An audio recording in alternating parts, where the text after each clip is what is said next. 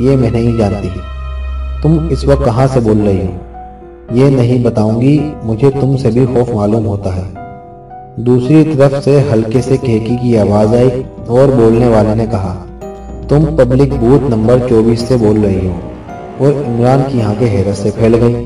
میں جا رہی ہوں، اس نے گھبرائے ہوئے لہجے میں کہا۔ نہیں، ٹھہرو، اسی میں تمہاری بہتری ہے، ورنہ جانتی ہو کہ کیا ہوگا اگر پولیس کی ہتھے چڑھ گئیں تو؟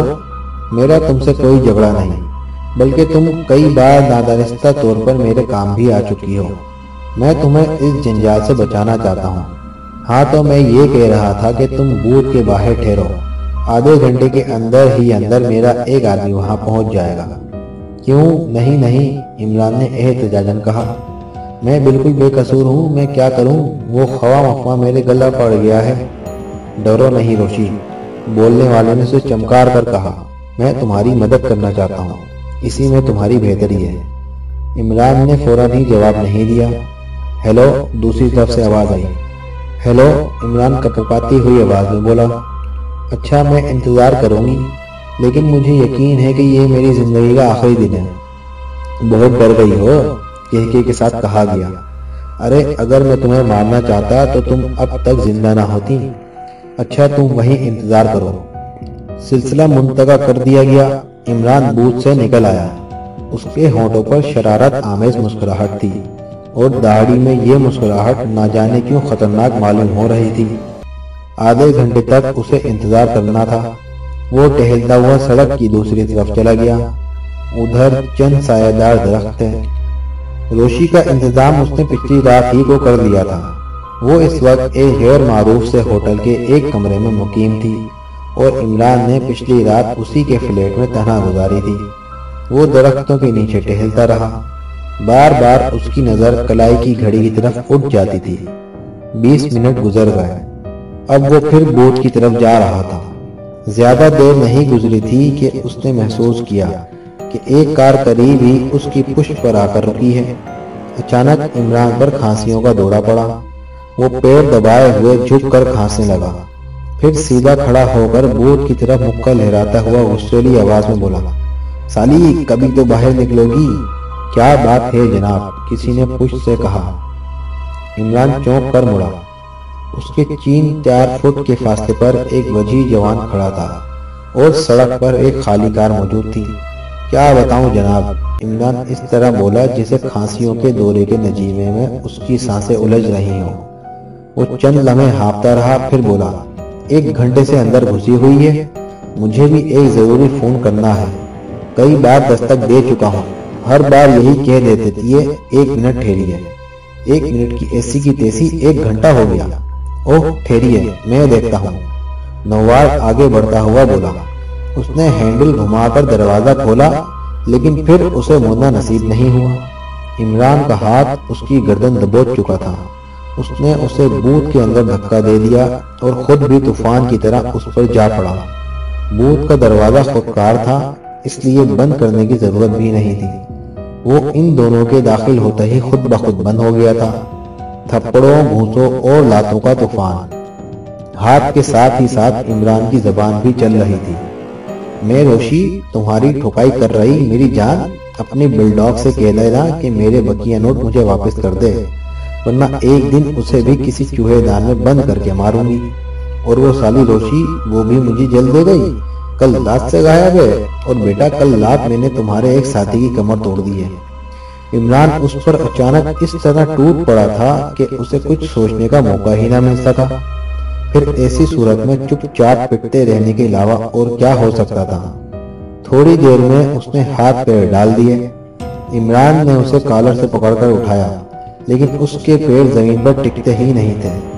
دیکھو بیٹا، اپنے بلڈاگ سے کہہ دینا کہ آج رات کو میرے بقیہ نوٹ واپس مل جانا چاہیے۔ وہ جعلی ہیں، میں ابھی انہیں بازار میں نہیں لانا چاہتا تھا، مگر اس کتے کی وجہ سے میرا کھیل بگڑ گیا ہے۔ آخر وہ دوسروں کے معاملات میں ٹانگ اڑانے والا ہوتا کون ہے؟ اس سے کہو آج رات مجھے نوٹ واپس ملنے چاہیے۔ میں روشی ہی کے فلیٹ میں ہوں، وہ مجھ سے خائف ہو کر کہیں چھپ گئی ہے۔ آج رات کو بھولنا نہیں، میں روشی کے فلیٹ میں ہی ملوں گا۔ اور یہ بھی کہہ دینا اس چڑی مار سے کہ ABC ہوٹل میں ایک پولیس آفیسر مچھلیوں کے شکار کے بہانے ٹھہرا ہوا ہے، ہوشیار رہنا۔ پھر اس نے اسے کھینچ کر بوٹ سے باہر نکالا۔ سڑک ویران پڑی تھی۔ نووارد اگر چاہتا تو کھلی جگہ میں اس سے اچھی طرح نپٹ سکتا تھا، مگر حقیقت تو یہ تھی کہ اب اس میں جد و جہد کی سکت نہیں رہ گئی تھی۔ عمران نے اسے اسٹیئرنگ کے سامنے بٹھا دیا۔ جاؤ، اب دفع ہو جاؤ، عمران نے کہا، ورنہ ہو سکتا ہے کہ مجھے تم پر پھر پیار آنے لگے۔ اپنے بلڈوگ تک میرا پیغام ضرور پہنچا دینا، نہیں تو پھر تم جانتے ہو مجھے جہاں بھی اندھیرے یا اجالے میں مل گئے تمہارا آملیٹ بنا کر رکھ دوں گا۔ حدود کو عمران نے بالکل اپنے رنگ میں ڈھالنے کی کوشش کی تھی۔ وہ سچ مچ تھوڑا سا بیوقوف تھا، لیکن عمران کے اشارے پر بالکل مشین کی طرح کام کرتا تھا۔ کاہل اور سست ہونے کے باوجود بھی کام کے وقت اس میں کافی پھرتیلا پن آ جاتا تھا، مگر اس کام سے وہ بری طرح بیزار تھا جو آج کل اسے سونپا گیا تھا۔ وہ اس کام کو بھی کسی حد تک برداشت کر سکتا تھا، مگر کم از کم ABC ہوٹل میں قیام کرنے کے لیے تیار نہیں تھا۔ لیکن عمران سے خوف بھی معلوم ہوتا تھا، اور وہ بیچارہ ابھی تک اس بات سے واقف نہیں تھا کہ اسے حقیقتاً کیا کرنا ہے۔ ویسے محکمہ اسے مچھلی کا شکار کرنے کی تنخواہ تو دیتا نہیں تھا۔ کل وہ ہوٹل میں داخل ہوا تھا اور آج اسے عمران کی ہدایت کے مطابق شکار کے لیے صبح سے شام تک سمندر کے کنارے بیٹھنا تھا، لیکن وہ ABC کی فضا اور ماحول سے سخت بیزار تھا۔ اسے وہاں ہر وقت برے آدمی اور بری عورتیں نظر آتی تھی۔ اس وقت وہ ناشتے کی میز پر بیٹھا جلدی حلق میں چائے انڈیل رہا تھا۔ وہ جلد سے جلد یہاں سے نکل جانا چاہتا تھا۔ بات یہ تھی کہ اسے کاؤنٹر کے قریب وہی عورت نظر آ گئی تھی جس نے پچھلی رات اسے بہت پریشان کیا تھا۔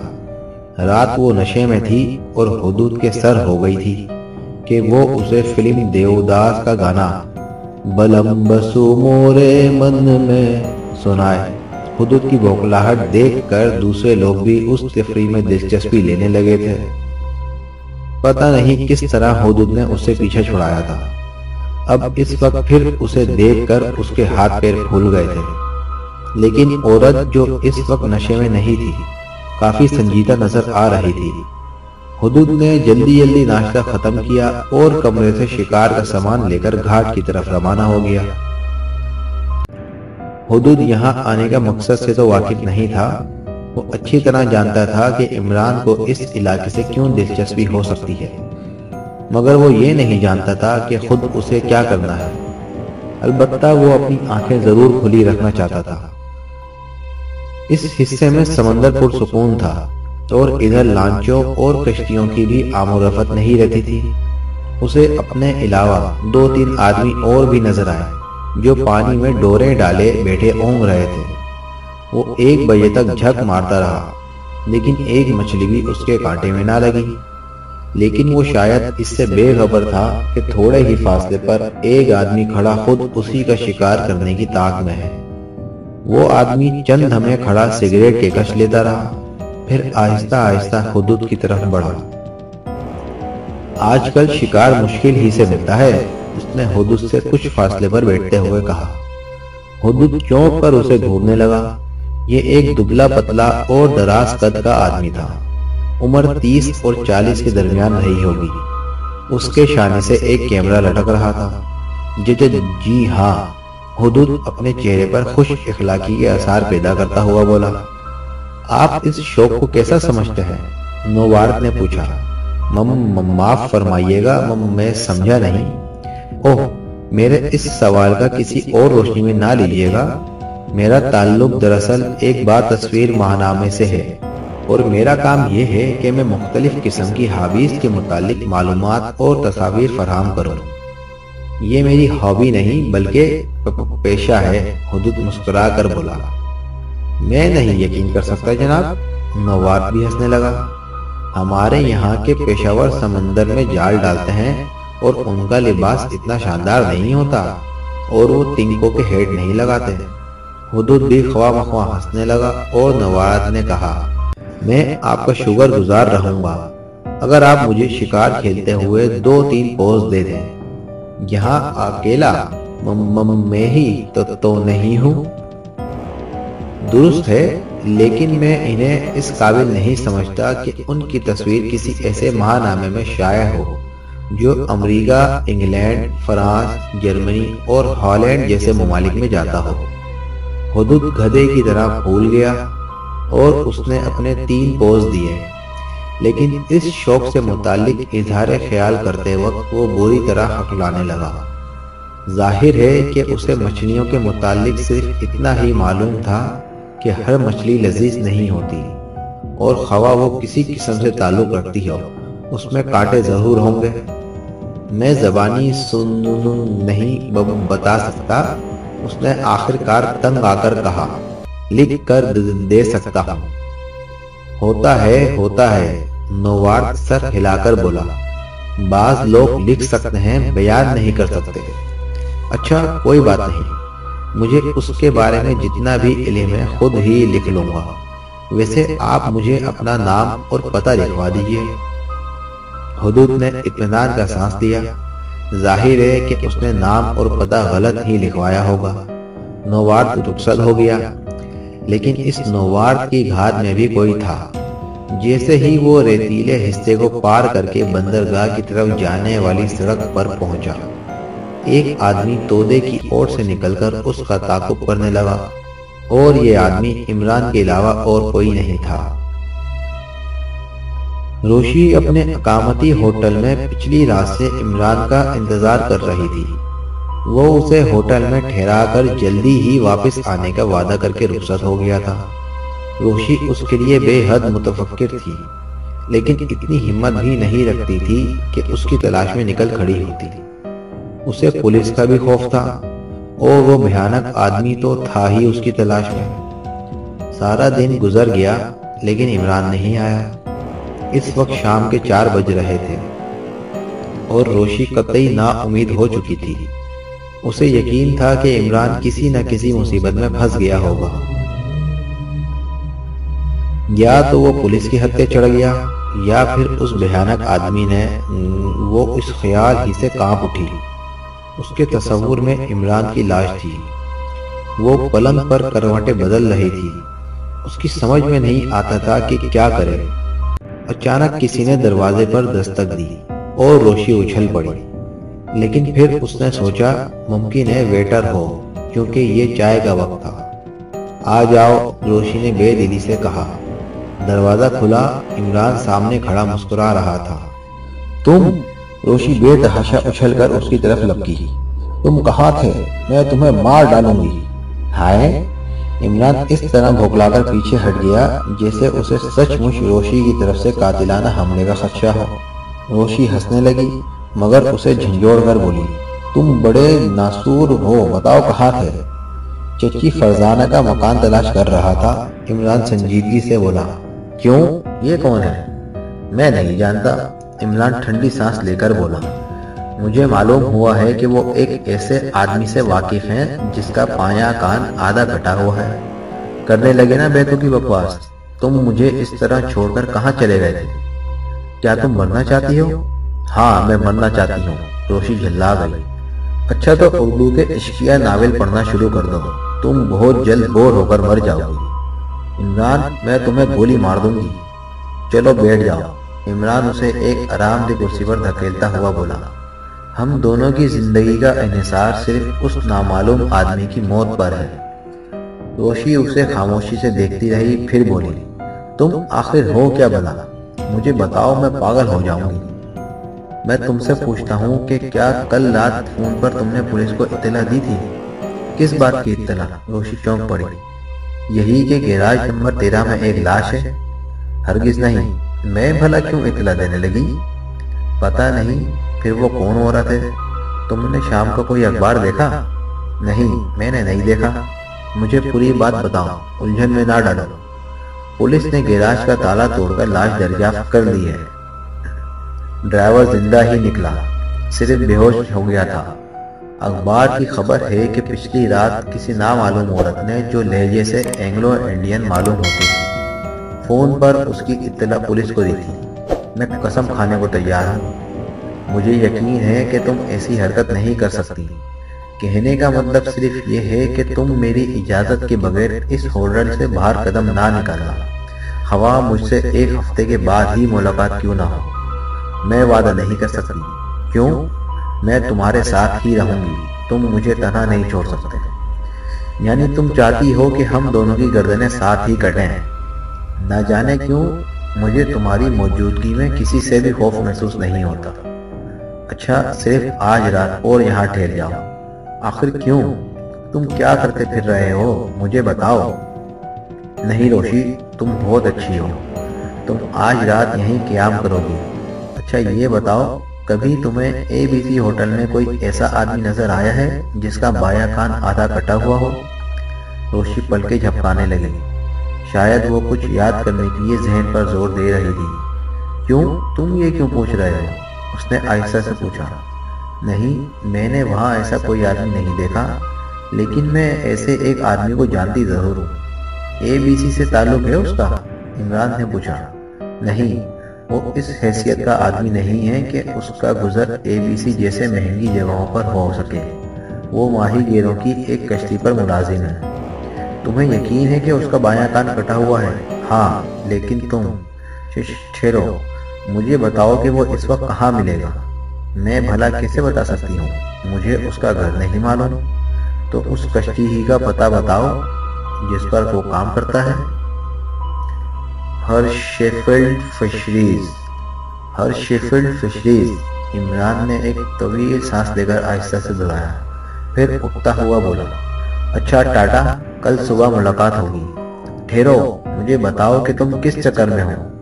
میں اپنے بقیہ نوٹ واپس لینا چاہتا ہوں۔ کچھ بھی ہو، روشی اسے گھورتی ہوئی بولی، اب تم مجھے اتنے احمق نہیں معلوم ہوتے جتنے اس شام ABC میں معلوم ہوتے تھے۔ پھر احمق کہا؟ تم خود احمق۔ عمران اسے غصہ دکھاتا ہوا کمرے سے نکل گیا۔ روشی کا فلیٹ آج رات بہت زیادہ روشن نظر آ رہا تھا۔ عمران نے چند مزید بلبوں کا اضافہ کیا تھا اور وہ فلیٹ میں تنہا تھا۔ اگر اس کے محکمے کے کسی آدمی کو اس کی ان حرکات کا علم ہو جاتا تو وہ اسے قطعی دیوانہ اور خفتی تصور کر لیتا۔ آج دن بھر وہ غلطیوں پر غلطیاں کرتا رہا تھا۔ مجرموں میں سے ایک کا ہاتھ آ جانا اور پھر اسے صرف معمولی سی مرمت کر کے واپس کر دینا اصلاً ایک بہت بڑی غلطی تھی۔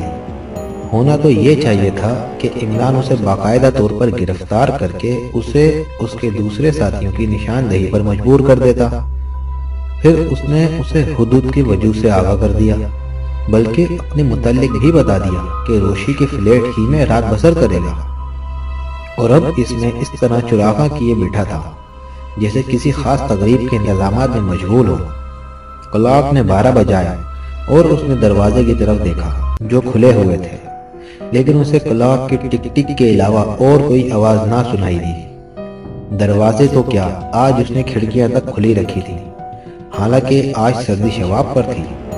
اچانک اسے راہداری میں قدموں کی آواز سنائی دی جو رفتہ رفتہ نزدیک ہوتی جا رہی تھی۔ پھر کسی نے گنگنا کر کہا، روشی ڈارلنگ۔ دوسرے ہی لمحے میں ایک نوعمر آدمی دروازے میں کھڑا احمقوں کی طرح پلکیں جھپکا رہا تھا۔ فرمائیے۔ عمران بڑے دل آویز انداز میں مسکرایا۔ اوہ معاف کیجیے گا، اس نے شرمائے ہوئے لہجے میں کہا۔ یہاں پہلے روشی رہتی تھی؟ اب بھی رہتی ہے، تشریف لائیے، عمران بولا۔ نوجوان کمرے میں چلا گیا۔ روشی کہاں ہے؟ وہ آج کل اپنی خالہ کے یہاں مرغیوں کی دیکھ بھال کا طریقہ سیکھ رہی ہے۔ آپ کون ہیں؟ میں ایک شریف آدمی ہوں۔ روشی، نوجوان نے روشی کو آواز دی۔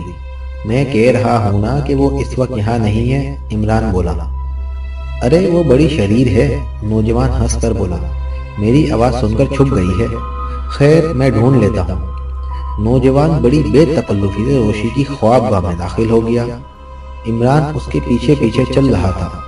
نوجوان نے 2-3 منٹ کے اندر ہی پورے فلیٹ کی تلاشی لے ڈالی، پھر دوسری طرف کی تاریک راہداری میں ٹارچ کی روشنی ڈالنے لگا۔ بس کرو میرے لال، عمران اس کے کاندھے پر ہاتھ رکھتا ہوا بولا۔ ابھی تمہارے منہ سے دودھ کی بو آتی ہے۔ کیا مطلب؟ نوجوان جھلا کر مڑا۔ مطلب بھی بتاؤں گا، آؤ میرے ساتھ، عمران نے کہا اور پھر اسے بیٹھنے کے کمرے میں واپس لایا۔ نوجوان اسے قہر آلود نظروں سے گھور رہا تھا۔ تشریف رکھیے جناب، عمران نے غیر متوقع طور پر خوش اطلاقی کا مظاہرہ کیا۔ ابھی تم نے کیا کہا تھا؟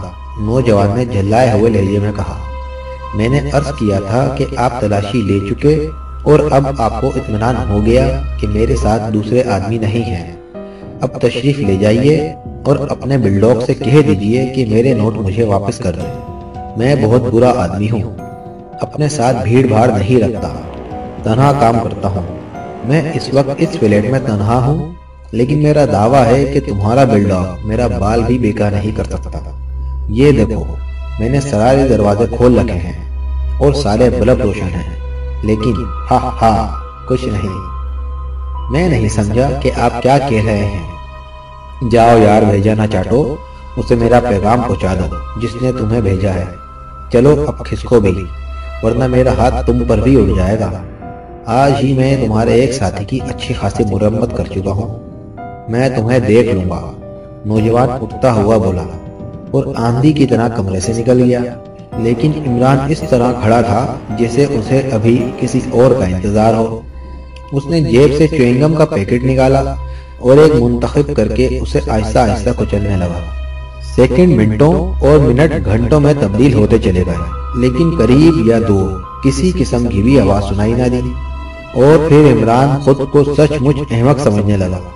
اسے توقع تھی کہ وہ نامعلوم آدمی ضرور آئے گا، لیکن اب 2 بج رہے تھے اور کائنات پر سناٹے کی حکمرانی تھی۔ اس نے سوچا کہ اب اس حماقت کا خاتمہ کر دے۔ ممکن ہے کہ وہ نوجوان روشی ہی کا کوئی گاہک رہا ہو۔ عمران دروازے اور کھڑکیاں بند کرنے کے لیے اٹھا۔ ابھی وہ دروازے کے قریب بھی نہیں پہنچا تھا کہ راہداری میں قدموں کی آوازیں گونجنے لگی۔ کوئی بہت تیزی سے اسی طرف آ رہا تھا۔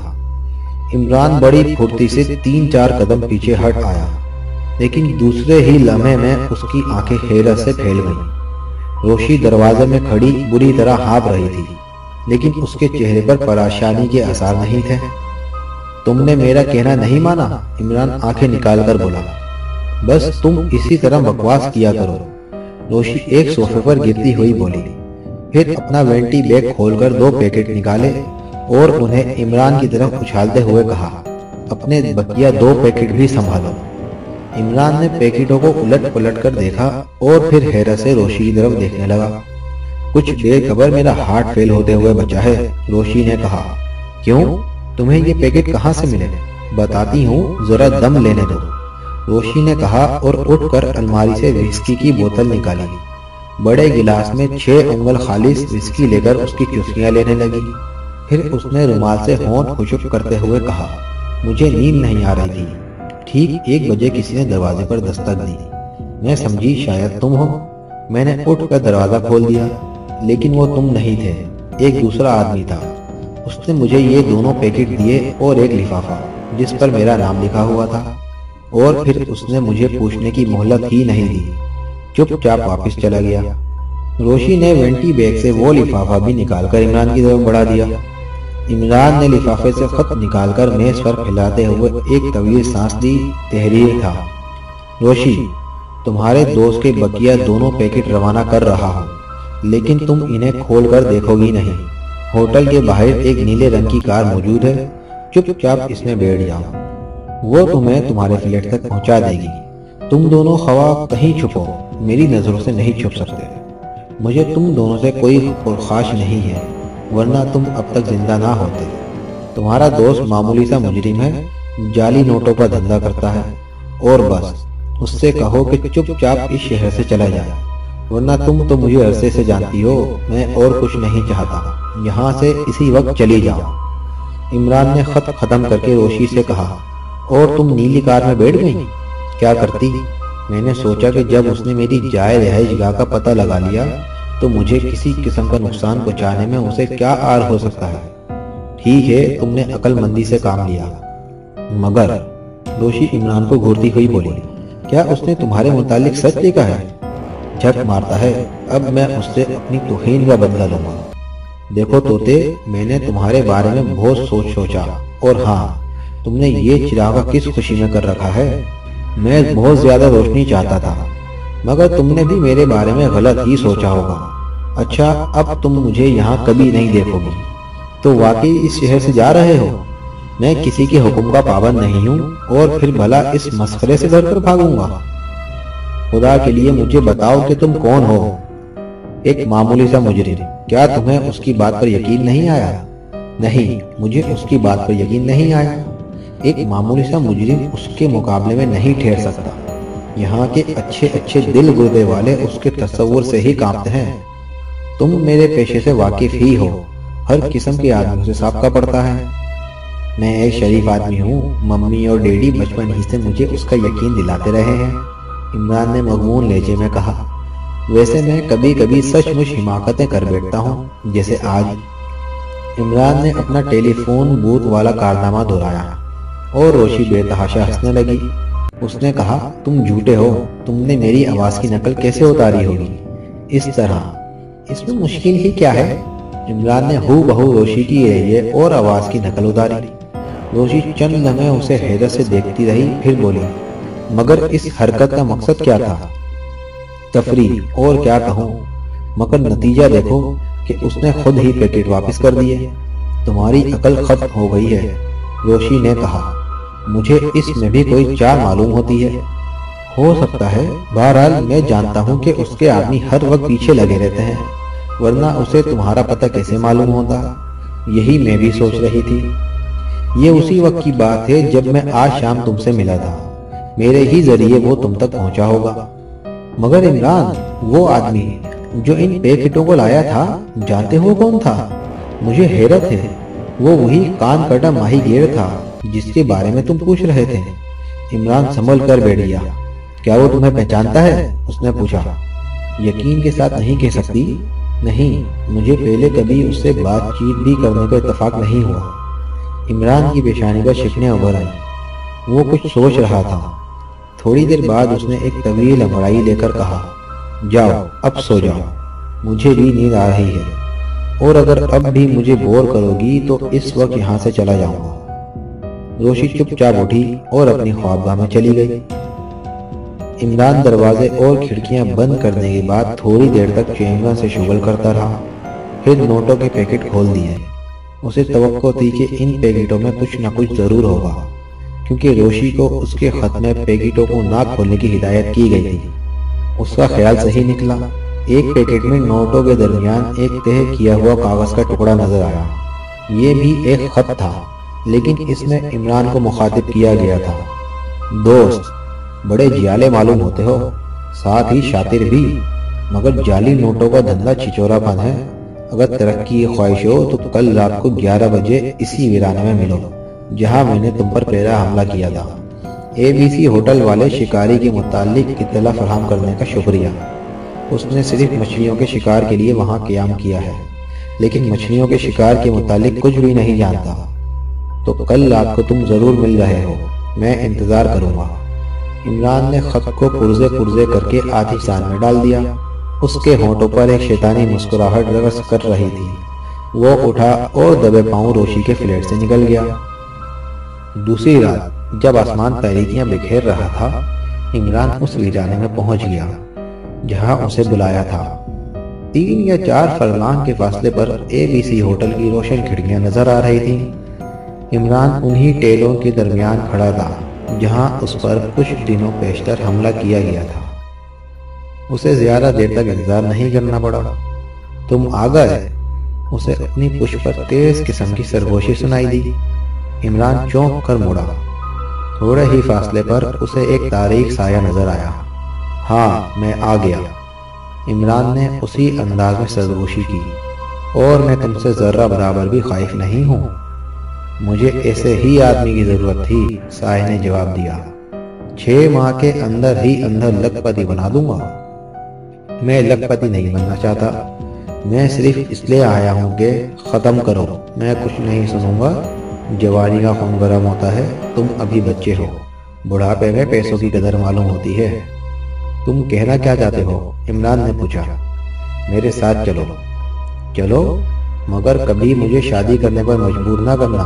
मैं इस किस्म के अलावा हर किस्म की गलती कर सकता हूँ। साया हंस पड़ा। फिर उसने कहा, आज रोशी दिन भर तुम्हें तलाश करती रही है। वो मुझे सचमुच कोई अहमक शजारा समझती है। आओ, वक्त कम है। سائے نے عمران کی طرف ہاتھ پھیلاتے ہوئے کہا، کیا گود میں آؤں؟ عمران نے کہا اور ایک طرف ہٹ گیا، لیکن دوسرے ہی لمحے اسے ایسا محسوس ہوا جیسے اس کی کھوپڑی سے بے شمار ستارے نکل کر فضا میں منتشر ہو گئے ہوں۔ کسی نے پشت سے اس کے سر پر کوئی ٹھوس اور وزنی چیز دے ماری تھی۔ وہ لڑکھڑاتا ہوا تاریک سائے کی طرف بڑھا، لیکن اس تک پہنچنے سے قبل ہی ڈھیر ہو گیا۔ بے ہوشی کے بعد ہوش کیسے آتا ہے؟ کم از کم یہ کسی بے ہوش ہونے والے کی سمجھ میں نہ آنے کی چیز نہیں ہے۔ بہرحال عمران کو نہیں معلوم ہو سکا کہ وہ کس طرح ہوش میں آیا، لیکن آنکھ کھلنے پر شعور کی بیداری میں دیر نہیں لگی۔ وہ ایک کشادہ اور سجے سجائے کمرے میں تھا، لیکن رہا نہیں۔ اس کے علاوہ کمرے میں 5 آدمی اور بھی تھے۔ ان کے جسموں پر سیاہ رنگ کے لمبے لمبے چسٹر تھے اور چہرے سیاہ نقابوں میں چھپے ہوئے تھے۔ ان میں سے ایک آدمی کتاب کی ورق گردانی کر رہا تھا۔ ہاں بھائی، کیا دیکھا؟ ان میں سے ایک نے اس سے پوچھا۔ آواز سے عمران نے اسے پہچان لیا۔ یہ وہی تھا جس سے کچھ دیر قبل ٹینوں کے درمیان اس نے گفتگو کی تھی۔ جی ہاں، آپ کا خیال درست ہے، دوسرے آدمی نے کتاب پر نظر جماتے ہوئے کہا۔ Ali Imran MSc DSc London, officer on special duties from central intelligence bureau. کیوں دوست، کیا خیال ہے؟ گمنام آدمی عمران کی طرف مڑ کر بولا۔ MSc DSc سی نہیں بلکہ MSc PhD، عمران نے سنجیدگی سے کہا۔ شٹ اپ، گمنام آدمی نے گرج کر کہا۔ واقعی میں بڑا بیوقوف آدمی ہوں، روشی ٹھیک کہتی تھی۔ عمران اس طرح بڑبڑایا جیسے خود سے مخاطب ہو۔ تم ہمارے متعلق کیا جانتے ہو؟ گمنام آدمی نے پوچھا۔ یہی کہ تم سب پردہ نشین خواتین ہو اور مجھے خواہ مخواہ ڈرا رہی ہو۔ تم یہاں سے زندہ نہیں جا سکتے۔ گمنام آدمی کی آواز میں غراہٹ تھی۔ فکر نہ کرو پیارے، مرنے کے بعد چلا جاؤں گا، عمران نے لاپرواہی سے کہا۔ گمنام آدمی کی خوفناک آنکھیں چند لمحے نقاب سے عمران کو گھورتی رہیں، پھر اس نے کہا، تمہیں بتانا ہی پڑے گا کہ تمہارے کتنے آدمی کہاں کہاں کام کر رہے ہیں۔ کیا تم لوگ سچ مچ سنجیدہ ہو؟ عمران اپنے چہرے پر حیرت کے آثار پیدا کر کے بولا۔ کسی نے کوئی جواب نہ دیا۔ اس وقت ان کی خاموشی بھی بڑی ڈراؤنی لگ رہی تھی۔ عمران پھر بولا، تمہیں یقیناً کوئی غلط فہمی ہوئی ہے۔ بکواس، ہماری فائل بہت احتیاط سے منتخب کیے جاتے ہیں، گمنام آدمی نے کہا۔ تب پھر میں ہی غلط ہو گیا ہوں، عمران نے مایوسی سے سر ہلا کر کہا۔ کمال ہے، میں یعنی واہ کیا بات ہے، گویا اب اپنے لیے کہیں بھی جگہ نہیں ہے۔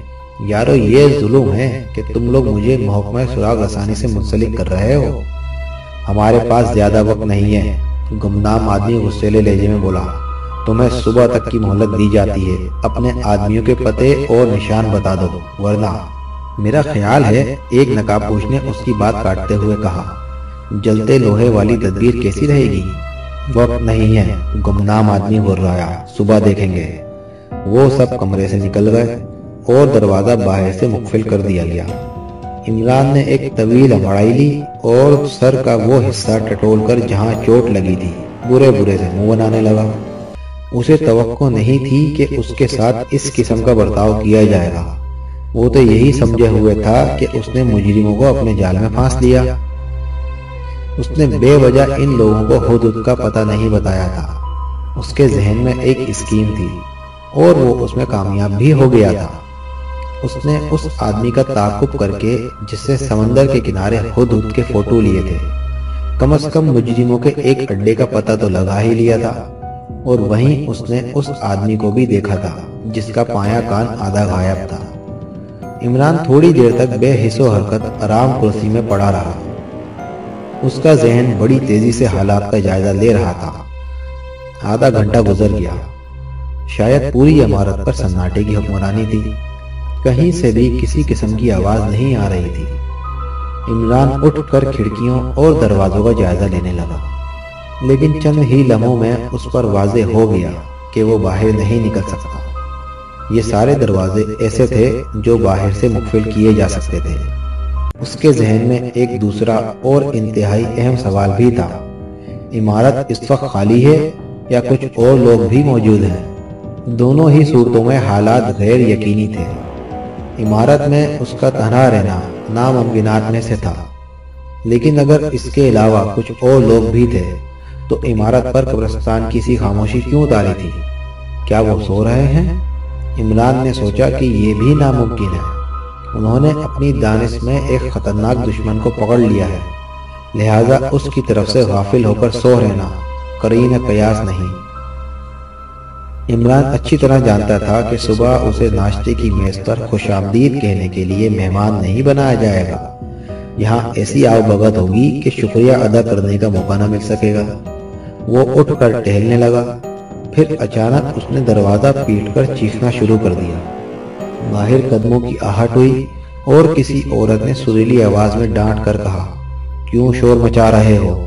میں باہر جانا چاہتا ہوں۔ عمران نے بڑی سنجیدگی سے جواب دیا، بکواس مت کرو۔ Shut up! عمران بہت زور سے گرجا، میں تم جیسی عورتوں سے بات نہیں کرنا چاہتا، کسی مرد کو بھیجو۔ تم خاموشی سے بیٹھے رہو ورنہ گولی مار دی جائے گی۔ اس بار عمران نے اسے بڑی گندی گندی گالیاں دیں، جواب میں وہ بھی برس پڑی۔ عمران نے اس سے اندازہ لگا لیا کہ وہ عورت عمارت میں تنہا ہے، ورنہ وہ اس کی مرمت کے لیے کسی مرد کو ضرور بلاتی۔ عورت تھوڑی دیر تک اسے برا بھلا کہتی رہی، پھر خاموش ہو گئی۔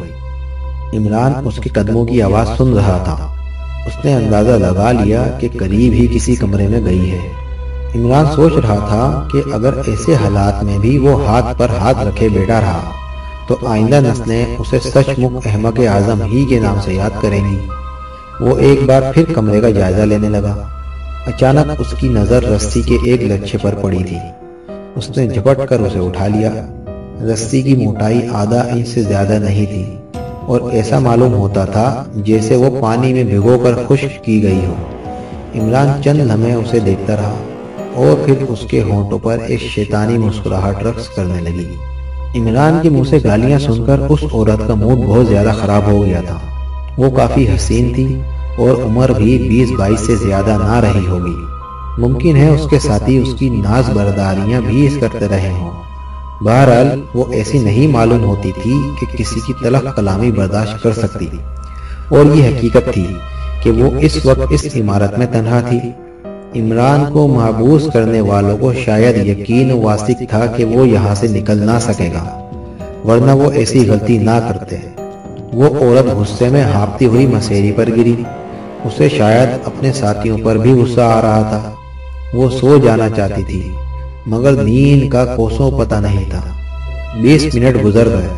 وہ کروٹیں بدلتی رہی۔ اچانک اس نے ایک چیخ سنی جو قیدی کے کمرے سے بلند ہوئی تھی، اور پھر کچھ اس قسم کی آوازیں آنے لگیں جیسے کوئی کسی کا گلا گھونٹ رہا ہو۔ وہ بے تحاشا اچھل کر کھڑی ہو گئی اور غیر ارادی طور پر قیدی کے کمرے کی طرف دوڑنے لگی، لیکن اب سناٹا تھا۔ کیا ہے؟ کیوں شور مچا رکھا ہے؟ اس نے کمرے کے سامنے پہنچ کر کہا، لیکن اندر سے کوئی جواب نہ ملا۔ ایک دروازے کی جھرری پر اس کی نظر پڑی اور اس نے اندازہ کر لیا کہ اندر کا بلب روشن ہے۔ دوسرے ہی لمحے اس کی ایک آنکھ جھری سے جا لگی، لیکن پھر وہ اس طرح جھٹکے کے ساتھ پیچھے ہٹ گئی جیسے اسے الیکٹرک کا جھٹکا لگا ہو۔ اس کمرے کے اندر جو کچھ بھی دیکھا وہ اس کے رونگٹے کھڑے کر دینے کے لیے کافی تھا۔ چھت سے ایک لاش لٹک رہی تھی۔ اس کے پیر زمین سے تقریباً 3 فٹ اونچائی پر جھول رہے تھے اور گردن میں رسی کا پھندا۔ چہرہ دوسری طرف تھا۔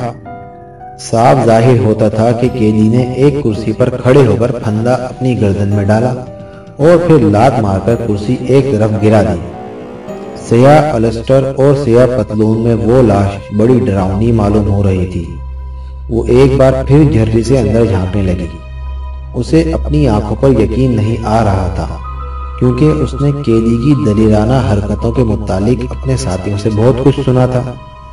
خواب و خیال میں بھی اسے توقع نہیں تھی کہ ایسا بے جگر آدمی اس طرح خودکشی کر لے گا، حالانکہ وہ کچھ دیر پہلے اس کی توہین کر چکا تھا، لیکن پھر بھی وہ اس کے انجام پر متاسف ہوئے بغیر نہ رہ سکی۔ وہ کوئی کمزور دل عورت نہیں تھی۔ کمزور دل عورت ایسے خطرناک مجرموں کے ساتھ رہ ہی کیسے سکتی تھی؟ وہ چند لمحے کھڑی کچھ سوچتی رہی، پھر دروازہ کھول کر کمرے میں داخل ہو گئی۔ لاش کی پشت دروازے کی طرف تھی۔ عورت آگے بڑھی تاکہ اس کا چہرہ دیکھ سکے، لیکن قبل اس کے کہ وہ اس کے قریب پہنچتی، لاش رسی کے پھندے سے نکل کر دھم سے فرش پر آ رہی۔ عورت گھبرا کر پیچھے ہٹ گئی، لیکن عمران نے اسے باہر نکلنے کا موقع نہیں دیا۔ دوسرے لمحے اس کی سرہائی دار گردن عمران کی گرفت میں تھی۔ وہ یہاں کب واپس آئیں گے؟ عمران نے گرفت مضبوط کرتے ہوئے پوچھا۔ عورت تھوک نکل کر رہ گئی۔ اس کی آنکھیں حیرت اور خوف سے پھٹی ہوئی تھیں اور وہ بری طرح کانپ رہی تھی۔ بتاؤ ورنہ گلا گھونٹ دوں گا۔ عمران کے چہرے پر صفاقی نظر آنے لگی۔ 3:30 بجے۔ جھوٹ بک رہی ہو، خدا سے ڈرو ورنہ زبان سڑ جائے گی، عمران نے احمقانہ انداز میں کہا اور اس کی گردن چھوڑ دی۔ عورت اسی جگہ کھڑی ہانپتی رہی۔ تم نے کچھ دیر پہلے مجھے برا بھلا کہا تھا، اب کہو تو تمہارے کان اور ناک کاٹ لوں؟ عورت کچھ نہ بولی۔ عمران بکتا رہا، تم صورت سے شریف معلوم ہوتی ہو، ورنہ میں ابھی تمہارا گلا گھونٹ کر مار ڈالتا۔ کیا تم ان میں سے کسی کی بیوی ہو؟ عورت نے نفی میں سر ہلا دیا اور عمران گرجدار آواز میں بولا، پھر تم کیا بلا ہو؟ زبان سے بولو ورنہ اس رسی میں تمہاری لاش لٹکتی نظر آئے گی۔ میں ان کی کسی جرم میں شریک نہیں ہوں، عورت نے بھرائی ہوئی آواز میں کہا۔ تم آخر ہو کون؟ میں جو کچھ بھی ہوں یہی ہوں اور زندگی سے تنگ آ گئی ہوں۔ انہوں نے مجھے کہیں کا نہیں رکھا، لیکن میں اب ہر حال میں ان کے پنجے سے نکلنا چاہتی ہوں۔ شاباش، اچھا میں تمہیں بچا لوں گا، لیکن جو کچھ میں کہوں گا اس پر عمل کرو۔ میں تیار ہوں۔ باہر نکلنے کا دروازہ تو مقفل ہوگا؟ عمران نے پوچھا۔ نہیں، مقفل نہیں ہے۔ تو پھر ان کی آمد پر دروازہ کون کھولے گا؟ کیا تم جاگتی رہو گی؟ نہیں، وہ خود کھولیں گے، اور اس کی ترکیب ان کے علاوہ اور کسی کو نہیں معلوم۔ کیا یہ عمارت ہرشفیلڈ فشریز والوں کی ہے؟ عمران نے پوچھا، اور عورت نے اس بات میں سر ہلا دیا۔ یہ عمارت جیمز اسٹریٹ میں ہے نا؟ عمران نے پوچھا، اور اس کا جواب بھی اس بات ہی میں ملا، اور عمران مطمئن ہو گیا کہ یہ وہی عمارت ہے جس کا سراغ اسے فوٹوگرافر کا تعاقب کرنے پر ملا تھا۔ وہ چند لمحے کچھ سوچتا رہا، پھر بولا، تم مجھے دھوکہ نہیں دے سکتی، اپنے کمرے میں جاؤ۔ وہ چپ چاپ وہاں سے نکل کر اپنے کمرے میں چلی گئی۔ عمران اس کے پیچھے تھا۔ جیسے ہی وہ کمرے میں داخل ہوئی، عمران نے دروازہ باہر سے بند کر دیا۔ چپ چاپ پڑی رہنا ورنہ گردن صاف، مجھے عورتوں پر بھی رحم نہیں آتا، عمران ہررا کر بولا۔ اندر سے کوئی جواب نہیں ملا۔ عمران آگے بڑھا۔ وہ بڑی تیزی سے عمارت کا جائزہ لیتا رہا۔ باہر کے سارے دروازے آزمائے، لیکن انہیں کھولنے میں کامیاب نہ ہو سکا۔ ایک کمرے میں اسے اسلحہ جات کا ذخیرہ نظر آیا۔ دروازہ مقفل نہیں تھا، شاید یہاں سے جاتے وقت انہوں نے کچھ اسلحہ لیا تھا اور کمرے کو مقفل کرنا بھول گئے تھے۔ عمران نے ایک ٹامی گن اٹھا کر اسے لوڈ کیا اور کمرے سے باہر نکل آیا۔ ٹامی گن اس کے ہاتھ میں تھی، لیکن اگر کوئی دوسرا اسے اس حال میں دیکھتا تو قطعی مخبوط الحواس سمجھتا۔ ہونا یہ چاہیے تھا کہ عمران فون پر پولیس سے رابطہ قائم کر کے عمارت کا محاصرہ کر لیتا۔ یہاں فون موجود تھا، عمران چاہتا تو اسے استعمال کر سکتا تھا، مگر اس نے ایسا نہیں کیا۔ وہ کسی شکاری کتے کی طرح عمارت کا گوشہ گوشہ سونگتا پھر رہا تھا۔ اسے مجرموں کی واپسی کی بھی پرواہ نہیں تھی۔ وہ ان کے جرائم سے واقف ہو چکا تھا، اور اے بی سی ہوٹل کے قریب والے ویرانے پر اس بھیانک آدمی کی حکمرانی کا مقصد بھی اس کے ذہن میں آ گیا۔ تھوڑی دیر بعد وہ پھر اسی کمرے کے سامنے پہنچ گیا جہاں اسے قید کیا گیا تھا۔ اس نے عورت کے کمرے کی طرف نظر ڈالی، جس کا دروازہ بدستور بند تھا۔ اندر روشنی ضرور تھی، لیکن کسی قسم کی آواز سنائی نہیں دیتی تھی۔ پھر عمران نے اس بدبخت کی طرف دیکھا جو اس کے بائیں ہاتھ پر لٹک رہی تھی۔ یہ اسے اسی عمارت کے ایک ڈبے میں ملی تھی۔ وہ کمرے میں داخل ہو گیا۔ ٹامی گن میز پر رکھ دی، رسی ابھی تک چھت میں لگے ہوئے کڑے سے لٹک رہی تھی۔ چند لمحوں بعد عمران بطخ کو ذبح کر رہا تھا۔ کچھ خون فرش پر پھیل گیا اور کچھ اس نے بڑی احتیاط سے ایک گلاس میں اکٹھا کر لیا۔ ٹھیک 3 بجے عمارت کا صدر دروازہ کھلا اور 10 آدمی اندر داخل ہوئے۔ ان میں سے صرف ایک کا چہرہ نقاب میں چھپا ہوا تھا اور بقیہ 9 آدمی بے نقاب تھے۔ ان کے چہروں سے تھکن ظاہر ہو رہی تھی، لیکن قیدی کے کمرے کے سامنے روشنی دیکھ کر ان کے چہروں سے اضمحلال کے آثار غائب ہو گئے۔ کھلے ہوئے دروازے سے روشنی باہر برآمدے میں رینگ آئی تھی۔ ان کا نقاب پوش سرغنہ بے تحاشا بھاگتا ہوا کمرے میں جا گھسا اور پھر اس کی آنکھیں حیرت سے پھیل گئی تھی۔ کمرہ خالی تھا۔ چھت سے ایک خون آلود رسی لٹکی ہوئی تھی اور فرش پر بھی خون نظر آ رہا تھا۔ پھر خون کے چھوٹے چھوٹے دھبے اس جگہ سے دروازے تک چلے گئے۔ وہ دروازے کی طرف جھپٹا۔ اس کے بقیہ 9 ساتھی ساکت و صامت دروازے کے سامنے کھڑے تھے۔ خون کے لاتعداد چھوٹے چھوٹے دھبے دروازے کے باہر برآمدے میں بھی تھے۔ وہ سب انہیں دیکھتے ہوئے آگے بڑھتے گئے۔ اب دھبوں کا رخ اسلحہ خانے کے کمرے کی طرف ہو گیا تھا۔ ان میں سے ایک نے جیب سے ٹارچ نکالی کیونکہ یہ راہداری تاریک تھی۔ انہیں اسلحہ خانے کا دروازہ بھی کھلا ہوا ملا۔ خون کے دھبوں کی قطار دروازے میں مڑ کر اسلحہ خانے میں چلی گئی تھی۔ وہ سب بے تحاشا اندر چلے گئے اور کسی کے منہ سے نکلا، ارے بدبخت، یہ کیا؟ پھر وہ مونے بھی نہیں پائے تھے کہ دروازہ باہر سے بند ہو گیا۔ اندھیرے میں عمران کا کہکا گونج رہا تھا، لیکن عمران کو اس کی خبر نہیں تھی کہ یہی اندھیرا جس سے اس نے فائدہ اٹھایا ہے خود اسی کے لیے مہلک ثابت ہو سکتا ہے۔ وہ نہیں جانتا تھا کہ ان کا سرغنہ باہر ہی رہ گیا ہے۔ اس نے للکار کر کہا، کیوں دوستو، اب کیا خیال ہے؟ وہ سب اندر سے دروازہ پیٹنے اور شور مچانے لگے۔ عمران نے پھر کہکا لگایا، لیکن یہ کہکا اچانک اس طرح رک گیا جیسے کسی سائیکل کے پہیوں میں پورے بریک لگ گئے ہوں۔ کسی نے پشت سے اس پر حملہ کر دیا تھا۔ ٹامی گن اس کے ہاتھ سے نکل کر اندھیرے میں کہیں دور جا گری۔ حملہ آور ان کا سرغنہ تھا جو اسلحہ خانے میں بند کر دیے گئے تھے۔ جب وہ خون کے دھبوں کو دیکھتے ہوئے آگے بڑھ رہے تھے تو وہ قیدی والے کمرے کے سامنے ہی رک کر کچھ سوچنے لگا تھا۔ وہ سب اسلحہ خانے تک پہنچ گئے اور وہ وہیں کھڑا تشویش آمیز نظروں سے چاروں طرف دیکھتا رہا۔ اور اب شاید تقدیر عمران پر کہکے لگا رہی تھی۔ حملہ بڑا شدید تھا۔ عمران کو بالکل یہی محسوس ہوا جیسے کوئی سینکڑوں من وزنی چٹان اس پر آ گری ہو۔ خود اس کا جسم بھی کافی جاندار تھا، لیکن اس حملے نے اس کے دانت کھٹے کر دیے۔ نقاب پوش اس سے لپٹ پڑا تھا۔ عمران نے اس کی گرفت سے نکلنا چاہا لیکن کامیاب نہ ہو سکا۔ اس نے عمران کو کچھ اس طرح جکڑ رکھا تھا کہ اس کا دم گھٹنے لگا تھا۔ اسلحہ خانے کے اندر ابھی تک شور جاری تھا۔ خاموش رہو، ان کے سرغنہ نے انہیں ڈانٹا، لیکن اس کی آواز اتنی پرسکون تھی جیسے اس نے کسی آرام کرسی پر کاہلوں کی طرح پڑے پڑے انہیں سرزش کی ہو۔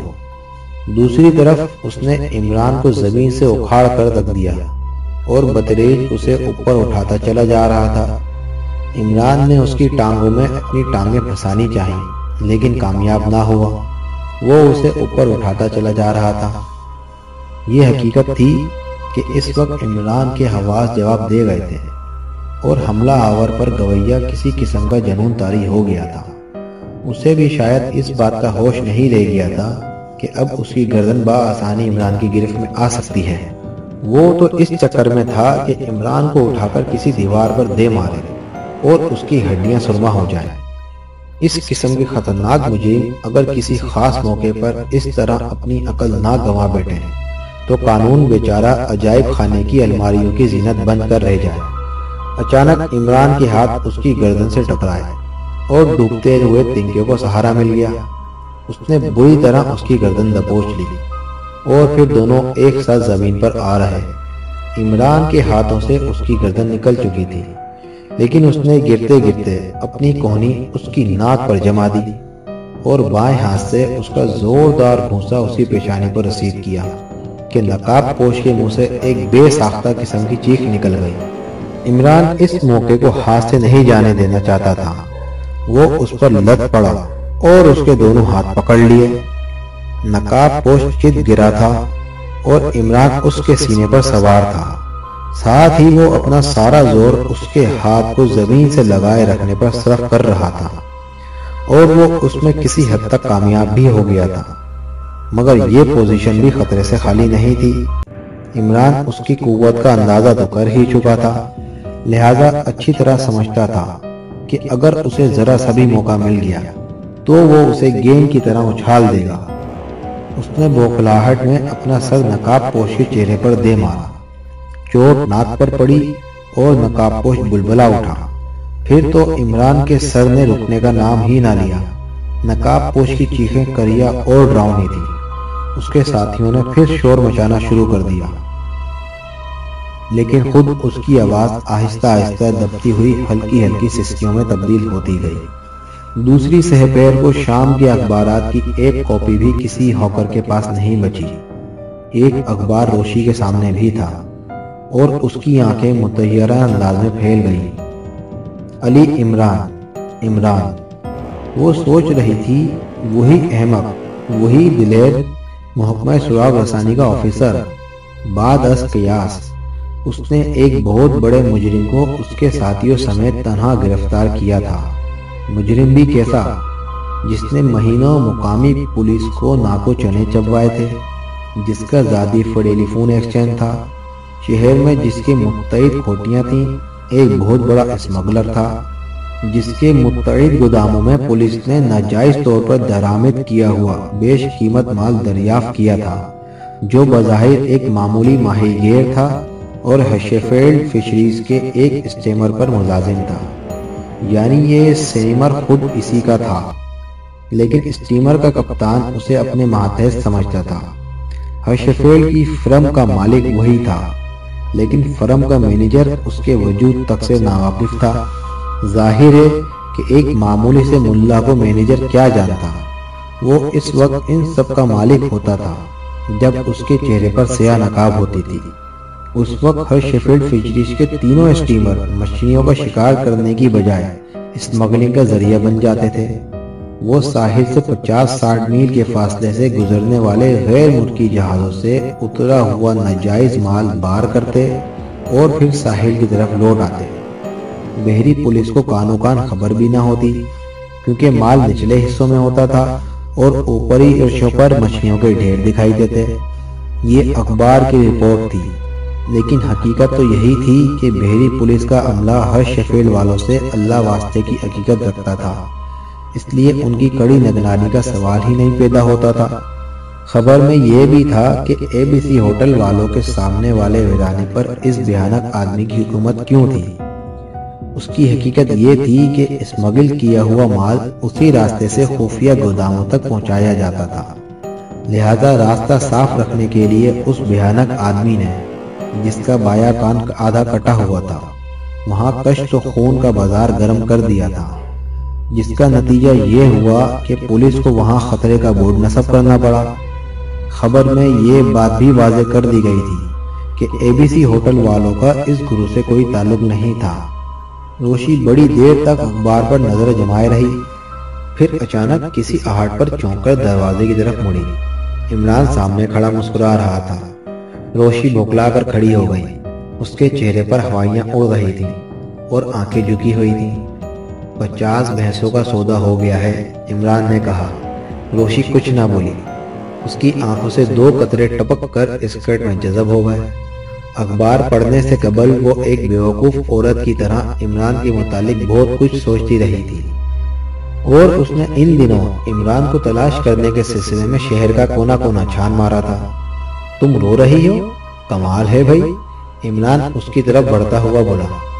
جائیے جائیے، روشی ہاتھ بڑھا کر بولی، اب مجھ میں بیوقوف بننے کی سکت نہیں رہ گئی۔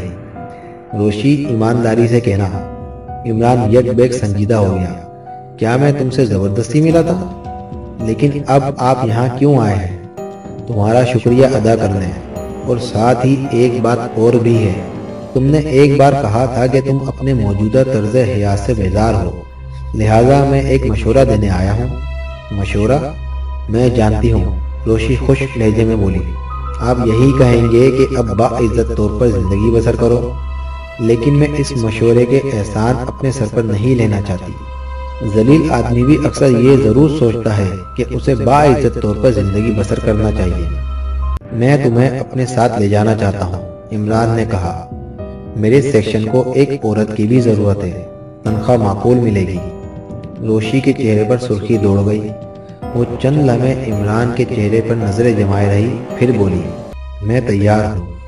ہاں ہاں، عمران نے احمقانہ انداز میں کینکا لگایا۔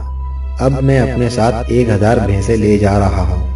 روشی کے ہونٹوں پر پھیکی سی مسکراہٹ پھیل گئی۔ تم سچ مچ بہت اداس نظر آ رہی ہو، عمران نے کہا۔ نہیں تو نہیں، وہ زبردستی ہنس پڑی۔ کچھ دیر تک خاموشی رہی، پھر روشی نے کہا، ایک بات ہے، ایک نہیں 10 باتیں، کچھ کہو بھی تو۔ میں تمہارا ادب نہیں کروں گی، تمہیں باس نہیں سمجھوں گی۔ توتے کہو گی مجھے، ہاں؟ عمران دیدے پھرا کر بولا۔ روشی ہنسنے لگی، مگر اس ہنسی میں شرمندگی کی جھلک بھی تھی۔ آخر تم نے سراغ رسانی کا کون سا طریقہ اختیار کیا تھا؟ یہ بات اب تک میری سمجھ میں نہ آ سکی۔ یہ سراغ رسانی نہیں تھی، روشی، اسے عرف عام میں بنڈل بازی کہتے ہیں، اور میں اسی طرح اپنا کام نکالتا ہوں۔ سراغ رسانی کا فن جسے کہتے ہیں وہ بہت اونچی چیز ہے، لیکن یہ کیس ایسا تھا جس میں فن سراغ رسانی جھک مارتا رہ جاتا، اور حقیقت یہ ہے کہ میں اس کیس میں بری طرح الو بنا ہوں۔ کیوں؟ میں سمجھ رہا تھا کہ میں انہیں الو بنا رہا ہوں، لیکن جب میں ان کے پھندے میں پھنس گیا تو مجھے احساس ہوا کہ میں الوؤں کے قبلہ و کعبہ ہوں۔ ٹھہرو، میں خود ہی بتائے دیتا ہوں۔ میں دراصل ان پر یہ ظاہر کرنا چاہتا تھا کہ میں بھی انہی کی طرح ایک بدماش ہوں، اور جعلی نوٹوں کا کاروبار میرا مشغلہ ہے۔ مجھے توقع تھی کہ میں اس طرح ان میں گھل مل سکوں گا۔ میری توقع پوری ہو گئی۔ ان کے سربراہ نے مجھے اسی ویرانے میں بلایا جہاں مجھے پہلی بار حملہ ہوا تھا۔ لیکن یہ تو بتاؤ کہ یہ طریقہ اختیار کرنے کی ضرورت ہی کیا تھی، جبکہ تم ان کے سربراہ سے پہلے ہی واقف تھے؟ تم نے مجھ سے کان کٹے آدمی کے متعلق پوچھ گچھ کی تھی یا نہیں؟ کی تھی، لیکن اس وقت تک نہیں جانتا تھا کہ سرغنہ وہی ہے، اور پھر محض جاننے سے کیا ہوتا ہے؟ اس کے خلاف ثبوت فراہم کیے بغیر میں اس پر ہاتھ نہیں ڈال سکتا تھا، اور ثبوت کی فراہمی کے لیے اس سے بہتر اور کوئی نیا طریقہ نہیں ہو سکتا تھا جو میں نے اختیار کرنا چاہا تھا۔ ہاں، تو جب وہاں پہنچا تھا تو انہوں نے اندھیرے میں میرا پارسل بیرنگ کر دیا۔ سر کی وہ چوٹ ابھی تک دکھ رہی ہے۔ پھر وہ مجھے اپنے ٹھکانے پر لے گئے، اور ہاں، مجھے معلوم ہوا کہ وہ میری شخصیت سے اچھی طرح واقف ہے۔ پھر عمران نے اپنی خودکشی کے واقعات دہراتے ہوئے کہا، میں نے رسی کمر میں باندھی تھی اور اسے السٹر کے اندر سے اس طرح گردن کی سیٹ میں لے گیا تھا کہ دور سے پھندا گردن ہی میں معلوم ہو۔ ہاں ہاں، پھر وہ پھنس ہی گئی۔ ہاں، بس صرف عورتوں ہی کو بیوقوف بنانا جانتے ہو، روشی منہ بنا کر بولی۔ میں خود ہی بیوقوف ہوں روشی، یقین کرو۔ یہ تو اکثر ایک خاص قسم کا موڈ مجھ پر طاری ہوتا ہے جب میں دوسروں کو بیوقوف نظر نہیں آتا۔ پھر اس نے بطخ کے خون والا لطیفہ دہرایا اور روشی بے تحاشا ہنسنے لگی۔ لیکن عمران برا سا منہ بنا کر بولا، یہاں بھی میں الو بن گیا تھا۔ اس کے سارے ساتھیوں کو تو میں نے اس طرح بند کر دیا تھا، لیکن وہ خود باہر ہی رہ گیا تھا۔ اور پھر حقیقت تو یہ ہے روشی کہ میں عمران ہوں یا نہیں، وثوق سے نہیں کہہ سکتا۔ کیا مطلب؟ میں عمران کا بھوت ہوں، اور اگر میں بھوت نہیں ہوں تو اس پر یقین آنے میں عرصہ لگے گا کہ واقعی زندہ ہوں۔ اوف، وہ کمبخت پتہ نہیں کتنے ہارس پاور کا ہے۔ ہارس نہیں بلکہ ایلیفنٹ پاور کہنا چاہیے۔ مجھے تو قطعی امید نہیں تھی کہ اس کے ہاتھوں زندہ بچوں گا۔ یہ کہو کہ میرے اوسان خطا نہیں ہوئے، ورنہ مجھے فٹ بال کی طرح اچھال دیتا۔ عمران خاموش ہو کر چنگم چبانے لگا۔ اب مجھے یقین آ گیا کہ تم واقعی بیوقوف ہو نا؟ ہاں ہاں، عمران نے کیکا لگایا۔ قطعی دنیا کا کوئی عقل مند آدمی تنہا ان سے نپٹنے کی کوشش نہ کرتا۔ تمہارے پاس بہت وقت تھا، کمرے سے نکلنے کے بعد تم پولیس کی مدد حاصل کر سکتے تھے۔ ہاں، ہے تو یہی بات، لیکن اس صورت میں ہمیں ان کی پرچھائیاں بھی نصیب نہ ہوتی۔ وہ کوئی معمولی گروہ نہیں تھا روشی، تم خود سوچو۔ پولیس کی بھیڑ بھاڑ، خدا کی پناہ سارا کھیل چوپڑ ہو جاتا۔ خیر، لیکن میں اتنا ضرور کہوں گا کہ اس سلسلے میں ڈیڈی مجھ سے جواب ضرور طلب کریں گے، और फिर शायद मुझे इस्तीफा देना पड़े। तो फिर मुझे क्यों साथ ले जा रहे हो? रोशी ने कहा। परवाह ना करो, जासूसी नावलें छापने का धंधा कर लेंगे। तुम इन्हें टेले पर सजाकर फेरी लगाया करना और मैं एजेंटों को लिखा करूंगा कि हम एक किताब के आर्डर पर भी आपको 50% कमीशन देंगे और किताब का सर्वर 1 माह पहले ही आपकी खिदमत में रवाना कर दिया करेंगे। आपका दिल चाहे तो आप सिर्फ सर्वर 1 रुपये में फरोख्त करके किताब किसी रो फरोशी के गले लगा सकते हैं, वगैरह वगैरह। हिट खत्म शुद्ध।